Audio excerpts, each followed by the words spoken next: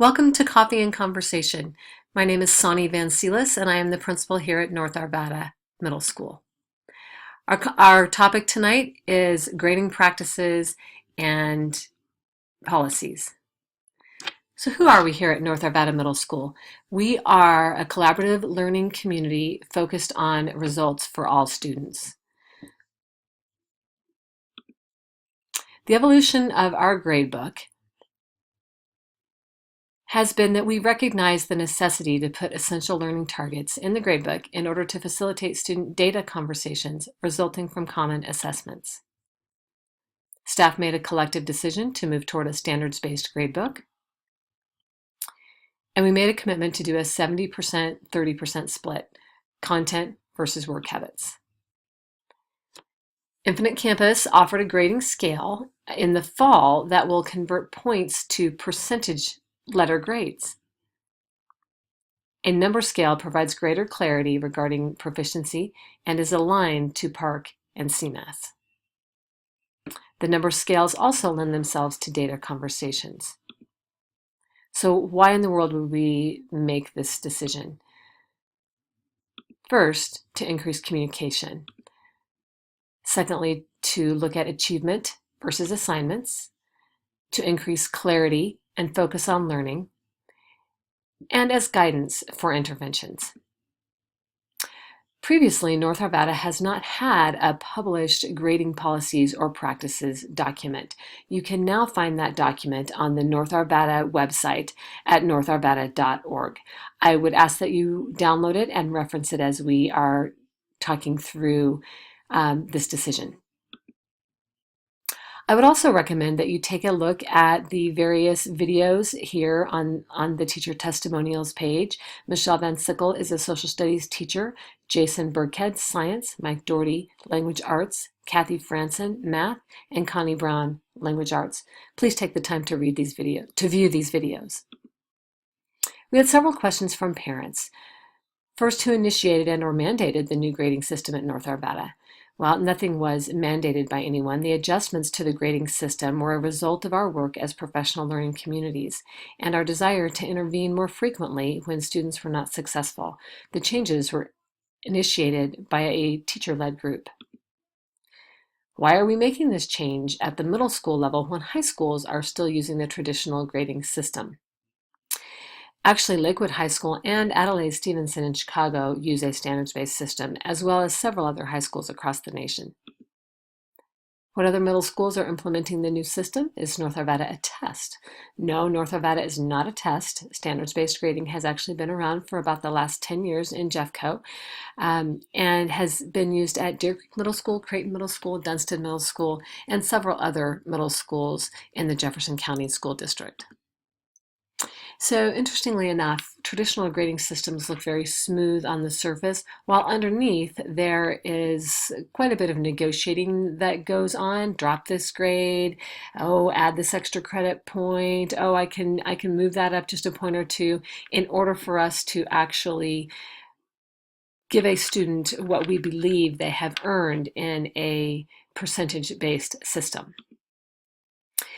If you look at these students, student A and student B both have the same average percent, 72.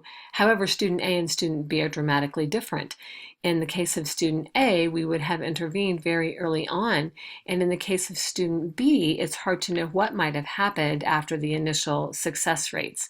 So averaging does not provide the clarity that a standards-based or evidence-based system provides.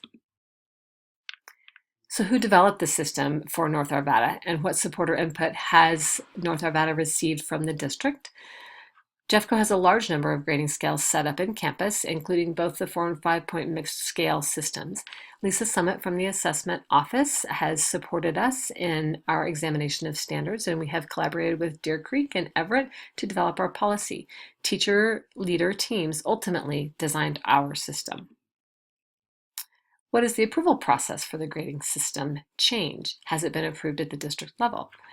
Well, site-based decision-making is in place in Jefferson County, and yes, the Achievement Director, Christopher Shue, has been made aware and was aware of our move toward evidence-based or standards reference grading, and it has indeed been approved. How is consistency among departments being monitored in terms of implementation?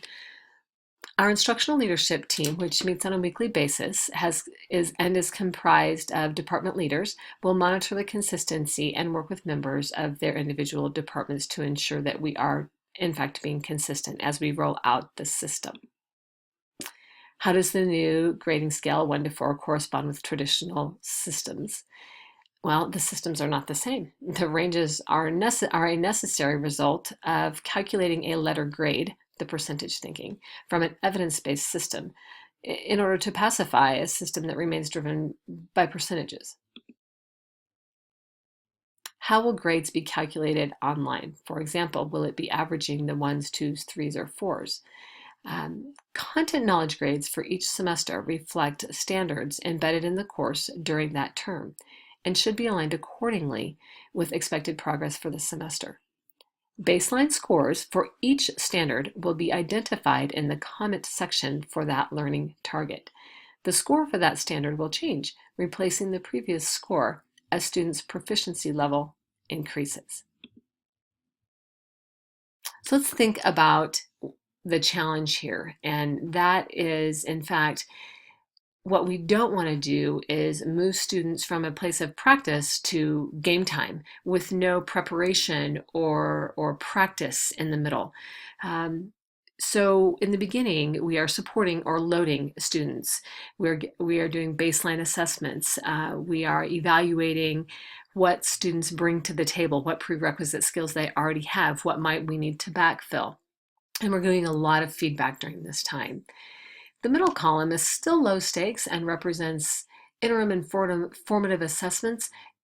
In this area, grades are being replaced, as we spoke about previously. We use this interim and formative development time to create proficiency for students to practice and develop that level of proficiency and to create self and teacher awareness and feedback. And yes, at some point, it's game on, and students need to be able to demonstrate their proficiency.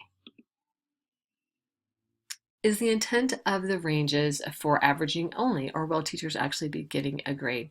The intent is not about averaging, but rather to provide data on how the student performed on each standard.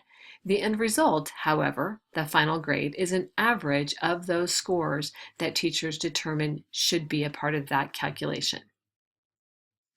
So this is just an interesting comparison. What doctor do you want to see? One that uses evidence or one that says, yeah, well, you might have an 86% chance of having some kind of infection? I think we would all prefer to have a doctor that looks at the evidence and employs professional interpretation. At North Arvada, 70% of a semester grade will be comprised of an average of the summative, the final proficiency, demonstrated by a student on each standard during that grading period. 30% of their semester grade will be comprised of an average of work habits, classwork, and homework used for practice toward the mastery of an essential learning target. For example, that first and second column of the previous slide. They are also reflective of a student's effort and participation related to our PRIDE matrix, connected to the Jeffco 2020 competency of self-direction and personal responsibility. These behaviors contribute to academic success, as well as the ability to be lifelong learners and positive contributors to society. Are all departments consistent in terms of the implementation? Each department is responsible for establishing and communicating consistent department policies and practices in the work habit category. All core content areas are using the standards-based grading system. There have been concerns about allowing maximum of 3 on an assessment rather than the 4. Each department is now using the 4-point scale, and all rubrics are on a 4-point scale. Thus, this concern has been eliminated. If teachers are giving grades 2.3, 3.5, these will be difficult to equate to the traditional system. Why is there a need to equate them is what I would ask. Transcripts will say A, B, C, or D, which is really 4, 3, 2, or 1. Thus, what is really the difference in a student that has an 89 or a 90? And that brings our discussion of grading practices and policies to a close.